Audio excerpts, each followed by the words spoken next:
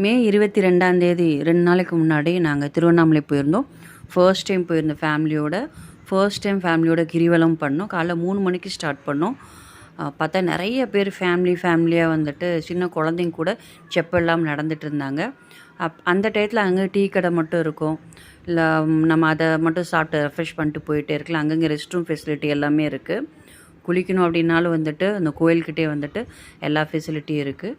நம்ம வந்து குளிச்சுட்டு ஃப்ரெஷ்ஷப் ஆகிட்டு கூட நம்ம போகலாம்.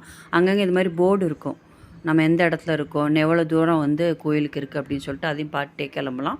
நாங்கள் வந்து ரொம்ப ரிலாக்ஸாக மெதுவாக தான் நடந்தோம். அதுக்கு வந்து 7 ஹவர்ஸ் ஆச்சு. அதில் லாஸ்ட் 3 கிலோமீட்டர்ஸ் மட்டும் தான் நாங்கள் ஃபாஸ்ட்டாக நடந்தோம். ஏன்னா 11:30 போனால் தான் கோயிலுக்குள்ளே போக முடியும் அப்படின்னு சொன்னாங்க. பட் ஆக்சுவலி வந்துட்டு அப்படிலாம் கிடையாது. காலைல 5:30லேருந்து ஈவினிங் வந்து நைட்டு 8:30 வரைக்கும் வந்துட்டு உங்களுக்கு கோயில் திறந்தா இருக்கும். நீங்கள் க்யூவில் நிற்கலாம். நாங்கள் வந்து கட்டண தரிசனத்தில் போனோம். அதுவே பயங்கர கூட்டமாக தான் இருந்துச்சு. இந்த வீடியோ உங்களுக்கு பிடிச்சிருந்துச்சுன்னா மறக்காமல் சப்ஸ்கிரைப் பண்ணுங்கள்.